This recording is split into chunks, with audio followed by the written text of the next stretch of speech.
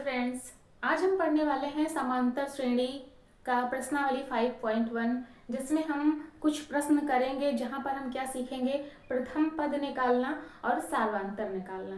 तो प्रश्न हमारा क्या कहता है कि निम्नलिखित में से प्रत्येक समांतर श्रेणी के लिए प्रथम पद और सार्वंतर लिखिए। ठीक है, तो जो समांतर श्रेणी होती है उसमें प्रथम पद कौन सा होता है, सबसे पहले तो हमें ये जानना है। कोई भी समांतर श्रेणी अगर हमें दी है, जैसे यहाँ पर हमें दी गई है समांतर श्रेणी, तो इसमें सबसे पहला पद क्या है, 3 है, फिर 1 है दूसरा पद, तीसरा पद है -1 और चौथा पद है क्या, -3। तो इसमें प्रथम पद कौन सा है, जो सबसे पहले पद दिया है वो प्रथम पद है, वो ए है, उसे हम ए भी कहते हैं। तो यहाँ पर देखिए ये हमारा प्रथम पद है, तो प्रथम पद जिसे हम ए कहते हैं वो क्या हुआ, 3 हुआ।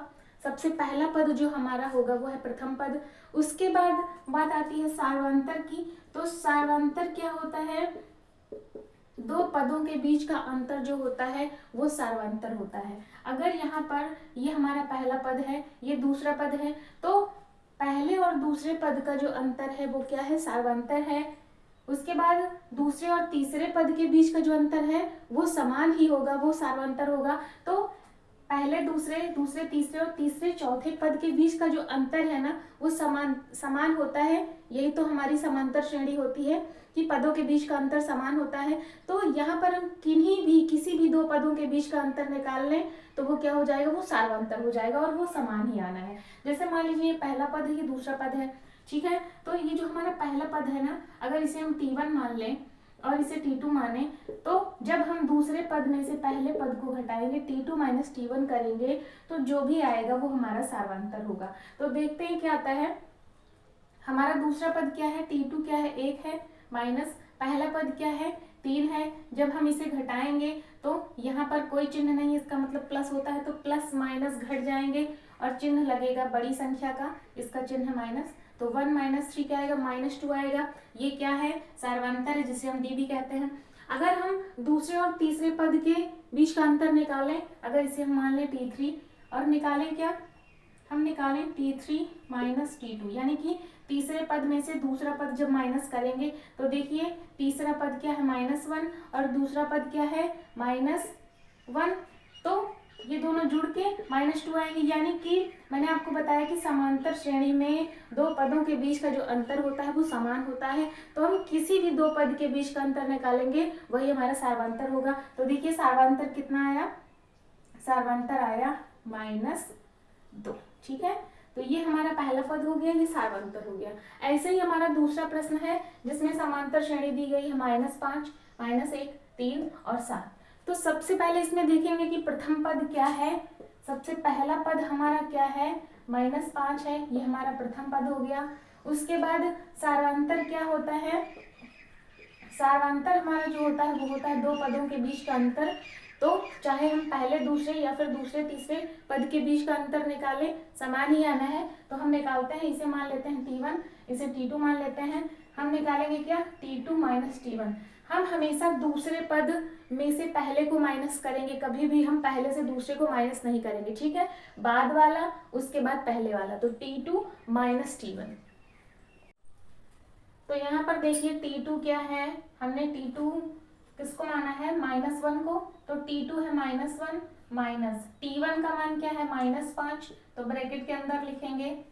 अब क्या होगा, -1 और माइनस माइनस का गुणा क्या हो जाता है, प्लस हो जाता है, तो ये हो गया +5। अब प्लस और माइनस की जो संख्याएं होती है वो घट जाती हैं, घटने पर आएगा 4 और चिन्ह लगेगा बड़ी संख्या का, ठीक है। बड़ी संख्या का चिन्ह क्या है, प्लस है, तो ये आएगा +4। तो सार्वंतर हमारा क्या हो गया, +4 हो गया। और प्रथम पद क्या हुआ, प्रथम पद क्या हुआ, -5, ठीक है। तो ये छोटे छोटे क्वेश्चन हैं जिन्हें आप हल करके एक नंबर आसानी से ले सकते हैं, कोई दिक्कत वाली बात नहीं है। अगले प्रश्न की तरफ बढ़ते हैं।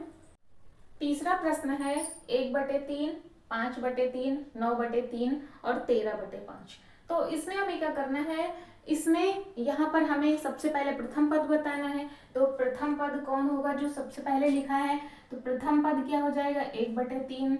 उसके बाद सार्वंतर हमें बताना है, तो T2 - T1 हमें करना होगा। इसे हम T1 मानते हैं, इसे T2 मानते हैं। तो जब T2 T2 क्या है 5/3 है दूसरा पद, माइनस पहला पद है 1/3। इसे जब हम हल करेंगे तो दोनों का हर बराबर है, अंश जो है वो घट जाएगा, 5 - 1 कितना आएगा 4/3। ये सार्वांतर हो गया। तो सार्वांतर यानी कि डी कितना आ गया 4/3। ठीक है, यही हमारा आंसर है। अगला हमारा चौथा प्रश्न है जिसमें पहला पद है 0.6। अगला है हमारा चौथा प्रश्न जिसमें है 0.6, 1.7, 2.8 और 3.9। ठीक है, तो पहला पद कौन सा है इसमें, जो सबसे पहले लिखा हुआ है, जो पहला टर्म है वो पहला पद है, प्रथम पद है। तो प्रथम पद कौन सा है 0.6 है। उसके बाद हमें सार्वांतर निकालना है, तो इसे हम T2 माने, इसे ये हमारा T1 और ये T2 है। तो सार्वांतर के लिए हम कौन सा फॉर्मूला लगाएंगे, ये हम क्या करेंगे, दूसरे पद में से पहले पद को माइनस करेंगे।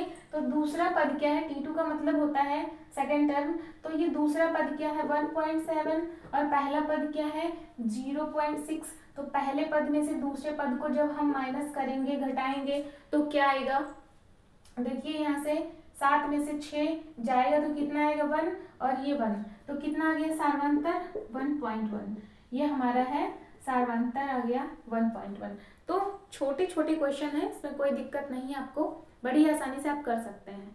ठीक है, चलिए आगे बढ़ते हैं। अब समांतर श्रेणी का जो पांचवा पद होगा वो क्या होगा, a+4d होगा। कैसे, देखिए पहला पद जो होता है वो a होता है, दूसरा पद होता है a+d, तीसरा पद होता है a+, इसमें फिर से d जुड़ता है तो 2d हो जाता है। उसके बाद अगला पद होता है a+3d, यानी कि पहला, दूसरा, तीसरा, चौथा और ये पांचवा a+4d। ठीक है, तो पांचवा पद a+4d हुआ, छठवां पद क्या होगा a+5d होगा और सातवां पद क्या होगा a+6d। अब ये तीनों हमें निकालना है, तो चलिए यहाँ पर हम क्या करते हैं, a और d का मान रखते हैं। जब हमने यहाँ से a का मान रखा तो a का मान क्या था, पहला पद क्या है 2 है, +4, d का मान क्या है सार्वांतर 1/2 रख दिया। जब यहाँ पे रखा हमने तो 2 प्लस, देखिए 4 × 1/2, तो यहाँ से 2 × 1 2, 2 दूना 4, 2 और 1 का गुणा हुआ तो 2, तो 2 + 2 कितना आया 4 आया, यानी कि पांचवा पद क्या आया 4 आया। फिर अगला a+5d है, तो a का मान है 2 + 5d, d का मान 1/2 है। अब क्या करेंगे, जब इसे हम हल करेंगे तो 2 + 5 और 1 का गुणा होगा 5/2। अब इन्हें जोड़ने के लिए हर बराबर करना होगा, यहाँ पर अंश और हर दोनों में जब हम 2 से गुणा करेंगे तो 2 दूनी 4/2 + 5/2 कितना आएगा, ये अंश जुड़ेगा 4 और 5 तो ये 9/2 हो गया। ये छठवां पद है। सातवां पद क्या होगा, a का मान है 2 + 6, d का मान है 1/2। अब यहाँ से ये कट रहा है 2 में से 6 तो काट दिया तो 3 आया, यहाँ से आया 2, 3 और 1 का गुणा हुआ तो 3 और जब ये दोनों जुड़े तो 5। तो देखिए ये है पांचवा पद, छठवां पद, सातवां पद। ये क्वेश्चन हमारा हल हो गया। अगला प्रश्न है 3, इसे हम मान लेते हैं T1। ये है 3 + √2, ये है T2, 3 + 2 √2 T3, 3 + 3 √2 T4। अब हमें क्या करना है, सबसे पहले हमें चेक करना है क्या ये समांतर श्रेणी है, तो इन सभी पदों के बीच का अंतर निकालना होगा। चलिए निकालते हैं। तो सबसे पहले दूसरे और पहले पद के बीच का अंतर निकालते हैं। तो T2 - T1 जब हम करेंगे तो T2 हमारा क्या है 3 + √2 - 3। अब यहाँ से क्या होगा 3 + √2, जब हम ब्रैकेट हटाएंगे तो ये क्या हो जाएगा -3। अब देखिए +3 - 3 ये दोनों कट जाएंगे और बचेगा क्या √2। तो पहले और दूसरे पद के बीच का अंतर आया √2। अब निकालेंगे तीसरे और दूसरे पद के बीच का अंतर, तो तीसरा पद है 3 + 2 √2 माइनस दूसरा पद है 3 + √2। अब यहाँ से ब्रैकेट हटा लेंगे हम, यहाँ का भी ब्रैकेट और यहाँ भी ब्रैकेट हटाएंगे तो उसके पहले माइनस है, अंदर सभी के चिन्ह बदलेंगे, ये भी माइनस में हो जाएगा और ये भी माइनस में हो जाएगा। अब क्या होगा देखिए +3 - 3 दोनों ही समान संख्याएं हैं, चिन्ह अलग अलग है तो कट जाएंगे। 2√2 माइनस का √2। देखिए √2 यहाँ भी है, यहाँ भी है, यानी कि ये एक ही कैटेगरी के हैं, तो √2 तो वैसे ही रहेगा। संख्याओं को अगर हम घटाएं तो 2 और यहाँ 1, 2 में से 1 घटाएंगे तो 1 आएगा, यानी कि 1√2। 1 हम लिखते नहीं हैं तो √2 आएगा। तो तीसरे और दूसरे पद के बीच का अंतर है √2। उसके बाद क्या होना है, जब हम चौथे और तीसरे पद के बीच का अंतर निकालेंगे तो वहां पर भी क्या आएगा, √2 ही आएगा। जब हम T4 माइनस T3 करेंगे तो यहाँ से 3 + 3 √2 माइनस 3 + 2 √2 हम करेंगे, आप करिएगा। जब आप करेंगे तो √2 ही मिलेगा, यानी कि इन पदों के बीच का जो अंतर है वो समान है। तो ये क्या है, समांतर श्रेणी में है। ये क्या है, समांतर श्रेणी में है। तो पहली चीज का उत्तर तो हमें मिल गया। उसके बाद हमें क्या करना है, सार्वंतर बताना है। तो जाहिर सी बात है इनके बीच का जो अंतर √2 आ रहा है यही सार्वंतर है। दूसरा भी आंसर हमें मिल गया। सार्वंतर क्या हो गया, √2। अब इसके बाद 3 पद और निकालने हैं। तो क्या निकालना है, हमें A5 निकालना है। और मैंने आपको बताया इसके पहले A5 क्या होता है, A + 4D होता है। A क्या है, यहाँ से 3 है, प्लस 4D का मान क्या है, √2 है। तो ये क्या हो जाएगा, 3 + 4 √2 हो जाएगा। उसके बाद A6 क्या होगा, A + 5D। A का मान है हमारा 3 + 5 और D का मान √2 है, तो फिर से ही 3 + 5 √2 आएगा। और A7 का मान क्या आएगा, A + 6D, यानी कि 3 + 6 √2। तो ये है 5वां पद, ये है क्या, छठवां, ये 6वां पद है और ये 7वां पद है। ठीक है, तो आई होप ये आपको क्लियर हुआ होगा और बहुत ही आसानी से आप कर सकते हैं। थोड़ी सी प्रैक्टिस करें अगर, और वीडियो को दोबारा से भी देख के फिर से समझिए। अब एक क्वेश्चन आपको मैं देती हूँ, उसका आंसर आपको कमेंट सेक्शन में जाकर के देना है।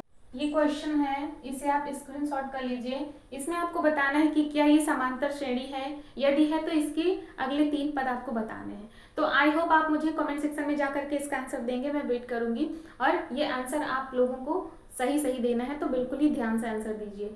चलिए, आई होप आपको वीडियो अच्छी लगी होगी। वीडियो अच्छी लगी हो तो लाइक करिएगा, चैनल पर नए हैं तो चैनल को सब्सक्राइब कर लीजिए, बेल आइकन को भी हिट कर लीजिए। मिलते हैं कल नए टॉपिक के साथ, तब तक के लिए आप अपनी तैयारी करते रहिए ध्यान से और एकदम ही मजे से। चलिए मिलते हैं कल, तब तक के लिए जय हिंद।